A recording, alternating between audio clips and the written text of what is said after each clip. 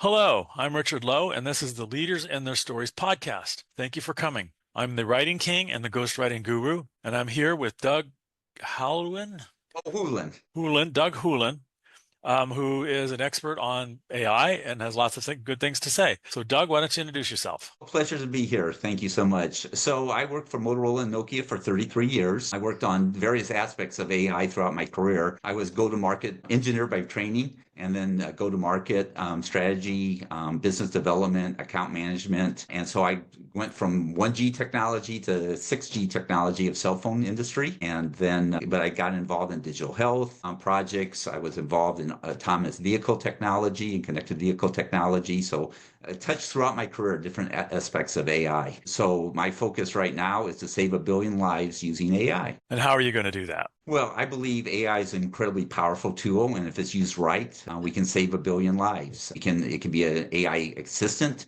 to help both the doctor, the clinician, and the patient be as healthy as possible. Right now, this year, according to the United Nations, 63 million people will die. How many of those deaths are avoidable? How could AI, this very powerful tool that's supposed to change the world, how can it save lives? And also, there's 1.3 billion people that are disabled. How can we use not only Right. to save lives, but to make healthy lives so that people are not disabled? Well, I did an experiment on that subject recently. Went to the doctor, and the doctor gave me all the doctor speak, gobbledygook, very fast, 10-minute thing. It was supposed to be a physical, it was only 10 minutes long. So I took all of my health stuff, the tests, the drugs I'm on, the supplements, my lifestyle. It took me about 4 hours, put it in ChatGPT, loaded it up, and I said, okay, if I continue on this path, what does my life look like?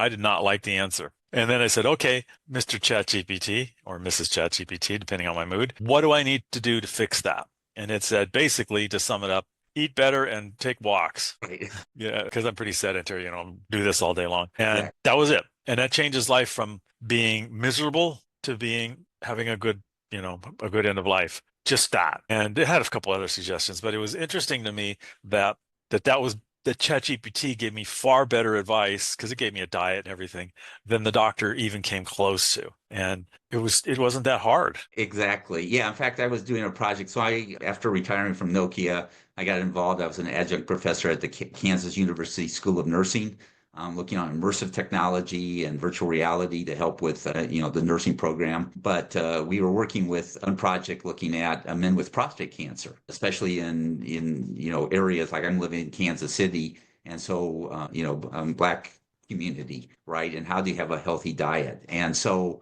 there's this chat GPT where you can say, okay, give me a list of 5 ingredients, actually 30 ingredients that are healthy for, that would be good for men with prostate cancer. Mm. And, like tomatoes is good, lentils is good, and, that kind of stuff. Okay. And then say, okay, what are five, so here's this list of 20 things. What are 5 ingredients that, you like, because some people don't like rice, but they might like beans and whatever. And then you can say, okay, now create a recipe that takes only 5 minutes to create. I'm a big believer in fives, and five thing recipe, and that someone can make to be a healthy dish that they would enjoy, and then create an image of that dish. Right. So it's a simple recipe, and here's the image. So rather than eat, something that's unhealthy, to eat something that is healthy. Yes, yes. It's amazing what you can do with this tool. If I did the same thing for my finances and for my marketing, and it produced well, the thing that I noticed is it tends to produce too much data. I got like the marketing, I got this overwhelming amount of stuff. Like, I'm not going to be able to do that. So I had to tone it down and I had to talk. You basically can interrogate it and you can talk to it like a person. I was able to tone it down to something that I can do. Same with the diet, same with everything else. It's amazing, life-changing, actually. Exactly. Well, so I'm a big believer, is what problem are you trying to solve? And then how can you solve it? And, and again, going back to this fives category, it's like, what 5 things can you focus on? Because it's like juggling. If you try to juggle 2 balls, it's easy. If you juggle three, if you get a little bit of practice, you can do that. But, unless you're really, really good, you can't juggle more than 4 or 5 balls. Mhm. Likewise, okay, what 5 things can you focus on? For me, the important ones are sleep. I mean, the number one thing out there from cognitive ability, get sleep. Your immune system is boosted up. You're so much healthier. Focus on getting sleep, and I struggle with that. I mean, I want to look at the smartphone or the iPad and watch videos. I got to turn things off. It's like focus on getting a Right. good night of sleep. Work on what I eat. Don't no caffeine after a certain time. So these kind of things. Anyway, sleep. Sugar, if it was easy to be thin, we'd all be thin. But that's hard. It's like, how do I get excess sugar out of my life? I'm focusing on that. I play tennis and walk and bike, but I don't stretch and I don't do strength training. So those two things I need to focus on as well. And so then socialization. I'm single, so making sure I'm interacting with Right. people, and I tend to be introvert as well. So for me, it's really important for me to engage with people, and because your chance of dying is equivalent to smoking 2 packs of cigarettes if you live by yourself.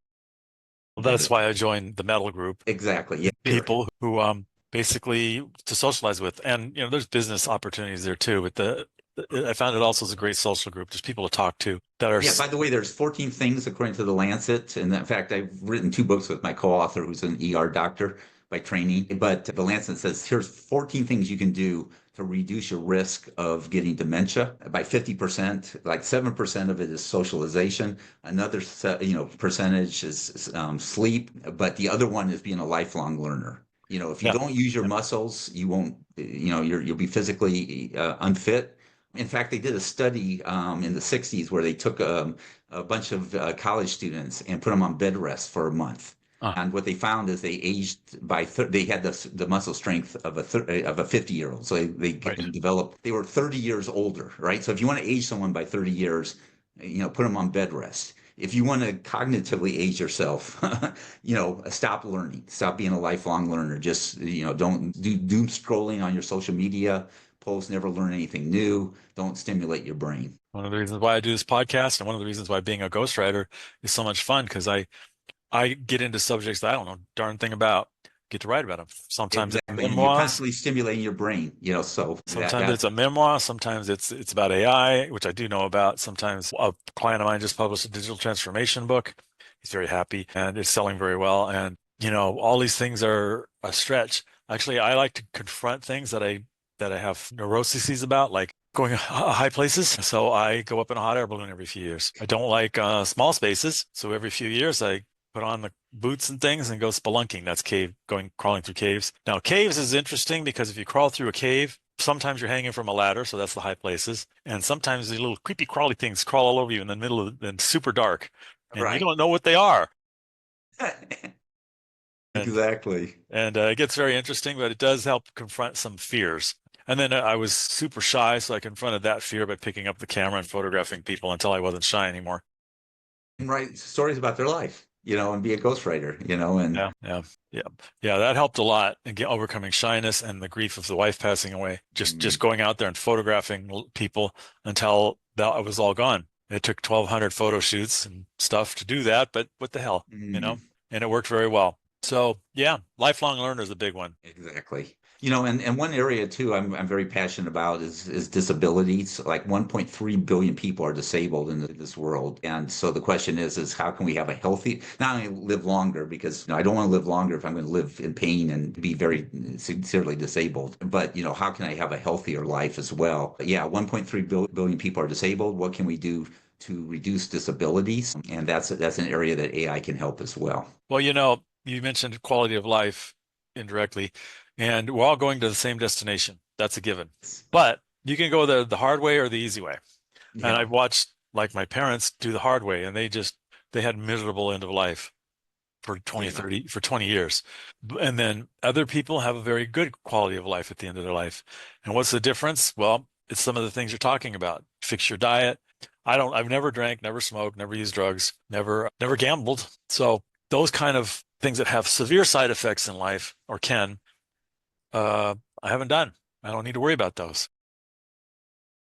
Mike, go ahead. I have other things that I've had to work on, but not those. Exactly. Yeah. Each of us have our 5 things. Now, like my mom, she has type 2 diabetes. So making sure she's taking her medication is really important. And, so there's that, so, each person has their five things that, and once you solve that, so let's say I lose my 20 pounds and I really am doing well without as much sugar, then let's find out the next thing. And when I start, the two things I'm probably failing as much with is my stretching and especially my strength training. I just do not like weights. So that's what I need to work on. I got social, actually with Meadow socialization. And that's a great men's group. Actually, by the way, there's a great women's group that I know of that's Yeah. equivalent for Yeah. those, who are interested. There's these groups and then there's groups that both have men and women in it as well. But what can stimulate your mind, what engages you, develop friendships, those are absolutely critical to help make a healthier life. Yeah. Yeah.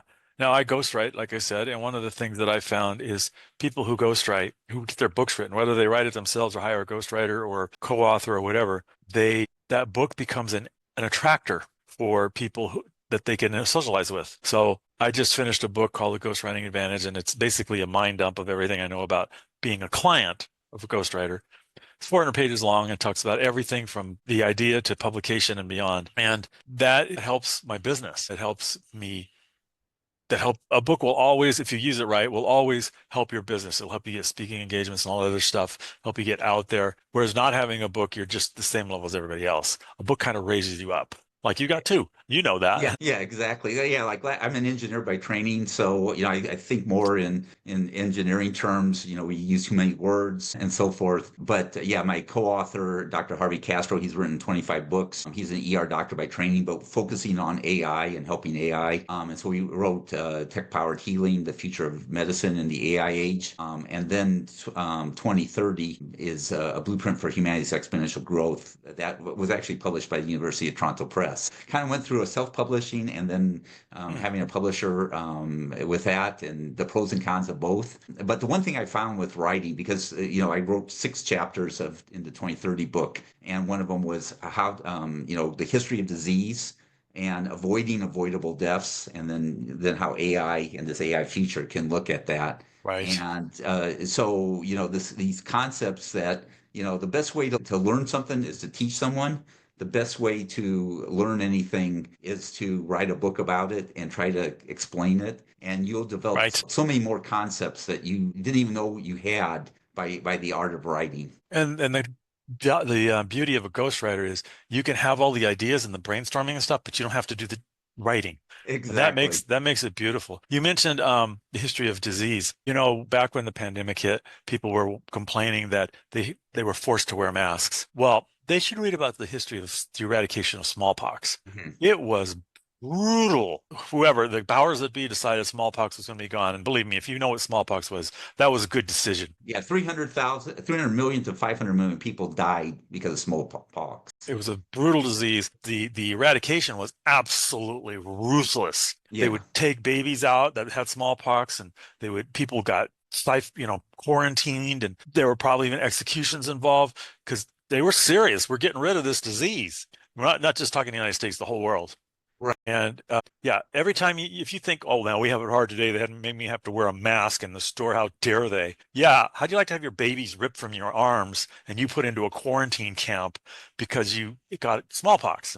That's a little bit higher grade value. I mean, not to minimize the freedom and I mean, people have Yeah. valid points, but it's just interesting the things that we had to go through to eradicate these major diseases, and now we take it for granted that we don't have those major diseases. And now Yeah, we yeah, have the because luxury. people took, hundreds of years to develop cures for this. Like I have a friend who has chronic myelogenous leukemia, and she would be dead now if it wasn't for this pill that was invented Hmm. or was, FDA approved in 2002, I believe it was. And now her life expectancy is the same as any other person. Right. And so, like how can we, there's, according to a doctor, Atul Gawande, there's 13,000 ways the body can fail and about 9,000 ways we don't know how to cure for. We don't have a treatment for. And And so a lot of them, the main cure is just what I said. Do it, eat right and exercise. that Maybe goes stretch. along. Yeah, no, but it's so, yeah, there's, but at the same time, like for my friend, I mean, she could eat and stretch all she wants and exercise, but if she didn't have this, Of Gleevec, course, of course. she would be dead. So sometimes medicine is absolutely critical. I would say, in general, like in fact, this author, one of my favorite author, John Green, he wrote Everything is Tuberculosis. And in it, he talked about the history of treatment of tuberculosis and the good and the bad. So I would say like cloth masks, what we found is they did nothing for COVID. Social distancing, maybe not so much either. So, there's some things that, in hindsight did very well and other things didn't do as well. I would also say personalized medicine, like the elderly really needed the vaccine. The younger people, there's a number to treat versus the number to harm. These are the nuances that, sometimes just pounding away saying you must do X maybe harm some people. Now, do you harm some to help others, or can you target the help to the ones that you need to help versus not harming those that you don't need to help? And back in the days of smallpox, they didn't have much choice because they didn't have all the options we have. This was in the early 19th, 1910, 1920, 1930, up through about 1950. Have 1980 is when we cured smallpox. Yeah, That's when the up last smallpox up was. through there, but the brutal period was a little earlier. Right, right. Yeah, because then they had a vaccine, and then it became less brutal. But before they had the vaccine, and did you know that there was a pseudo smallpox vaccine back in Washington's time? Yes, yes. He did the it's not vaccination. There was a term that he Cowpox. used. No, no, but vacillation. There was a term Right, for it. right, Anyway, right. and the problem is people would get smallpox, but it would be a milder form of it. So there was risk getting that vaccine too, back in the Washington state. But the risk of not getting it was so much more. Yeah, yeah. Yeah, I mean, that's probably what ended most wars or battles was disease. exactly. Hunger and disease were the two things that ended battles in the past. Not so much fighting. If you Yes, got to the yes, fighting phase, you were lucky. exactly. How do you keep your soldiers healthy so they could fight? Right, right. In fact, the Spanish flu back in 1918 is possibly what ended World War One. Yeah, yeah. In fact, well, I was just at the Eisenhower Museum, and they like right in World War II, 60 to 80 million people died in World War II, and that was 3% of the population of the planet. That number in World War One, it was about 1% of the population died. But the Spanish flu was between 2 and 5% of the population died because, so there was the deaths from the war, but the deaths from the Spanish flu or actually the H1, and I forget the variant. And actually, that flu was not from Spain. It was because From it was Missouri. actually Kansas, Fort Riley, Kansas, which because of the war, they were trying to send all the men to the camp, Right. and they were more vulnerable, and then they got the flu, and then it spread everywhere. Well, when you think about being in a trench with the rain coming down and dead bodies all around and sewage and Yes. everything else, it's not actually a very good place to be. Yeah, and not good in hygiene. Yeah, hygiene is also an important factor too. Yeah. Yeah. Yeah. Hygiene is very important. Well, we're coming up on time. If you had a couple of sentences that you wanted to tell our listeners to go ahead. Yeah, yeah. So appreciate this opportunity. Just, it's like focusing on, how do we make the world healthier place and, how to avoid avoidable deaths. I believe this AI tool is something we can do. Hmm. The thing is a lot of people, why I believe, I'm in this crowd that everyone's talking about AI. Like over 50% of people, like, what is AI? They don't even know how it is. Only 10% of people really use it. And that's fine. Actually, you probably you're using it and you don't know you're using it, right? When you use Google Maps, that driving is using AI. When you're doing searching for anything, that's AI. So you're using AI your entire life. If you have a smartphone, everyone has a smartphone, and that's packed full of AI. Hmm. So the thing is there's, you're using the tool. The question is, can you use it properly? And making sure that you don't lose your humanity as you're using the tools of technology. And that's kind of what my next book's going to be about. In Hmm. fact, the title right now is Everything is AI, Saving 1 Billion Lives and Humanity Using AI. And the Interesting. last line of my book is Everything is not AI. So I'm going to be talking about all the possibilities of these tools to live a healthier life and helping humanity have abundance. In the end, humanity, we need our social relationships. We can't have our AI girlfriends and boyfriends. Come on. Yeah, we need to focus on real people, even though they're sometimes a real pain and they tell us things that, we don't want to hear. Sometimes they make us mad. AI, if you program the AI, they won't. They'll tell you everything you want to hear. But in the end, humans need to, I'm pro team human. So learn the tools to use AI, but realize that in the end, what is important is our humanity and how we can be better humans to each other, and not just focus on technology. Well, excellent. Well, thank you for coming. Well, thank you. This has been the Leaders and Their Stories podcast. I'm Richard Lowe, the writing king and ghostwriting guru. One thing I wanted to ask you before I sign off is how can people get hold of you? Yeah, LinkedIn. I'm Doug Hohulin, Hohulin at LinkedIn.com. I write a lot on LinkedIn, and I have a couple books. Actually, 2030book.com, I believe it is, and that's one book. And then we also Tech Powered Healing is another book on Kindle and on Amazon. So if you have a Kindle account, you can. Or an Audible account, you can get it for free, the Tech Powered Nice. Healing book. So yeah, I encourage you to reach out to me. And there's different groups I'm involved in, like one of them being Mental, which stands for Media, Entertainment, Leadership, Technology, and Learning, or leadership at the end. So media, entertainment, technology, arts, and leadership. So that's another group I'm involved in. Great group. And in fact, that's how you and I met. So that would be another group to be involved in. So again, thank you so much for your podcast. I really enjoyed listening to a couple of your other episodes, and so much. It's very critical for this leadership and learning. So Well, thank you appreciate for your coming. time. Appreciate it. And we're signing off now.